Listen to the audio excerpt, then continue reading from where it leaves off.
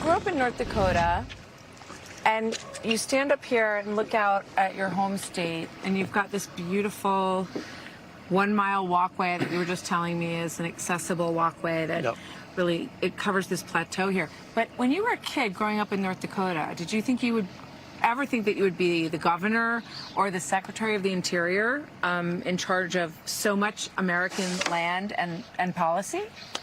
No, I mean, that was never a thought.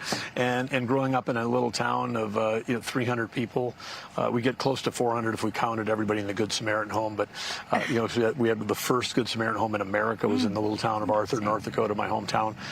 But there wasn't a computer, there wasn't a piece of software there. I mean, I would never have thought, oh, I'm going to have an opportunity to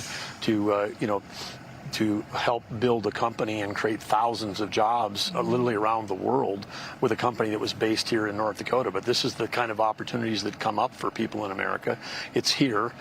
Freedom of enterprise, you have to take the risk. I mean, I literally, my dad had passed away when I was a freshman in high school. I inherited a little bit of farmland, and I mortgaged that, and that became the seed capital for this company, Great Plains Software, which went on to become public, and we had a great run, and it became part of one of the largest software companies in the world. But all of that, it just seems so improbable.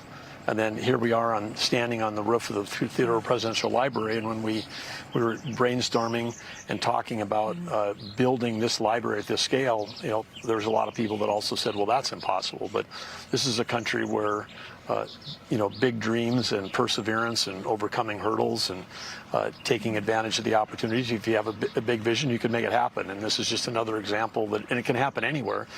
This is happening here in North Dakota.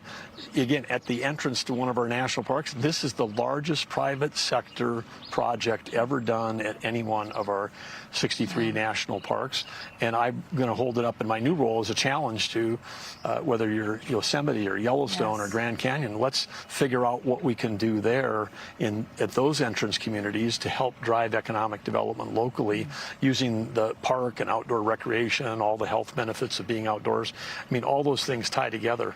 Because if you said, why build a presidential library, there's kind of three reasons. One is we want to have respect for the past and learn from the past.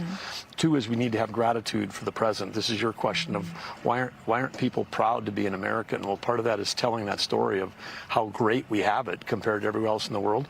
But most importantly, a place like this is where also this library is to provide inspiration for the future. So when people's children or their children's children come here, it's not to learn about a historic figure. It's for them to be challenged to say, what are you going to do to make a difference around conservation or leadership or citizenship? What are you going to do to be in the arena, as Theodore Roosevelt challenged everybody to do? That's right. And keep your feet on the ground and your eyes on the stars. Yes. He was a real man of many forms of genius, and without whom it would never have been possible, Secretary of the Interior. And I'll tell you what, I thought he was an oil man, and he wasn't.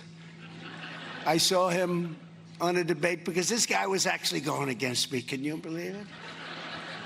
But I thought he was very impressive. President Trump mentioned that he first knew about you and got to know you on the presidential debate stage, right?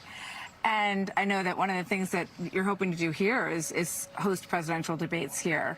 But you said you didn't expect to be the governor, the Secretary of Interior. What about your presidential dream? Is that still alive for you? I'm living that dream right now, working for President Trump, and no desire, interest, whatever. Of there's so many great candidates. The bench is so deep, and I'm excited. I'm excited to make sure that we get a Republican that wins in the next term, and that we keep the policies that we have going forward right now. But I spent most of my life in the private sector. I'd never run for office till I became governor, and it's a little bit like serving in the military at the end of President Trump's term. I've done 12 consecutive years in public service, and private sector is calling my name. Okay. There's so many opportunities out there to go do great things, and we as we know, there's a lot of ways to have positive impact in this world working in the private sector, and and I've got some ideas about how to do that. Well, we'll look forward to hearing those. Secretary Burgum, so great to be with you. Thank you for inviting us out here, and it was a great event to cover. And like I said today, I really would encourage everybody to come to Medora. It's beautiful. The people are great. And this is a stunning library. It's a great experience, and we're grateful to you for all the hard work and everybody else to make it happen. Well, thank you, Martha.